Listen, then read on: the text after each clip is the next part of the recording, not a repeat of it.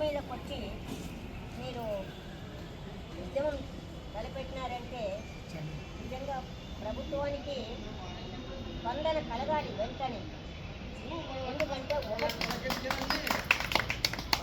ఏదే కానీ extension officer కంటే విస్తరణలోనే ఉంది. వారి యొక్క విస్తరణ పనులు లేనిదే ప్రజలకు ఏ కార్యక్రమము కూడా అందదు.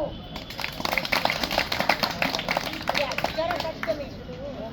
కానీ చూడండి, మీరు 12 సంవత్సరాల నుంచి చాలా ఘోరమే. ఒక దశాబ్దము దాటిపోయింది. మీరు ఆ ఉద్యోగంలో అంకిత భావంతో మీరు కుటుంబాన్ని కూడా మీరు పక్కన పెట్టి ఉద్యోగ బాధ్యతలు నెరవేర్చి సంక్షేమ కార్యక్రమం, ముఖ్యంగా ప్రభుత్వ శాఖలో వ్యవసాయ శాఖ ఉత్తమమైన శాఖలో పనిచేసినటువంటి మీకు నిర్లక్ష్యం చేయడము చాలా సమంజసం కాదు.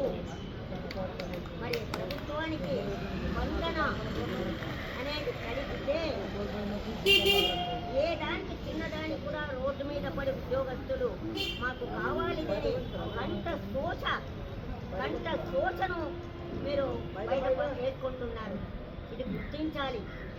అంటే కేవలం 12,000 జీతం అంటే కనీసం ఇంటి బాడుగ కూడా సరిపోదు ఈ కాలంలో. అది నిజంగా ప్రజలు కూడా గుర్తించాలి, మీకు సపోర్ట్ ఇవ్వాలి. కాబట్టి ప్రభుత్వం ఇప్పటికైనా స్పందించి కదలిక కలిగి మరి మీకు న్యాయం కలిగించాలి. ఎంత త్వరగా న్యాయం కలిగిస్తే మీరు బాధ్యతలు అంత బాగుగా చేయగలరు కూడా. అది నిజంగా స్పష్టమైనటువంటి అది బాధ్యత చేస్తారు కూడా. వ్యవసాయ శాఖ అంటే నిజంగా చాలా ముఖ్యమైన ప్రధానమైనటువంటి వనరు, దేశానికి ప్రజలకు వనరు అది. కాబట్టి నేను మీకు సభాముఖంగా నేను సపోర్ట్ ఇస్తూ మరి మీ యొక్క ఈ ఉద్యమము ప్రభుత్వానికి స్పందన కలిగి మీకు న్యాయం కలిగించాలని మరి నేను సభాముఖంగా నేను చెప్తున్నాను. కాబట్టి మీ యొక్క విజయం కావాలని కోరుకుంటున్నాను. కాబట్టి మీకు కనీసం అంటే 35,000 పైన 40,000 ఇంకా పైన ఇచ్చినా తక్కువనే, ఇంకా తక్కువనే అడుగుతున్నారు మీరు అసలు. కాబట్టి మీ యొక్క డిమాండ్స్ సమంజసమైనది, అత్యుత్తమైన సమంజసమైనవని నేను గంటపట్టుగా చెప్తున్నాను.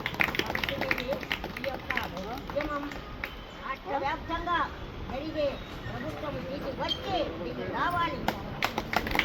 మీ యొక్క డిమాండ్స్ వారు ఆలకించి మీకు న్యాయం కలిగించాలని నేను సభాముఖంగా కోరుతూ మీకు మనసారా నేను ఇది విజయవంతం కావాలని మీకు నేను కోరుకుంటూ అట్లా అవకాశం ఇచ్చినందుకు so many very thanks to you all.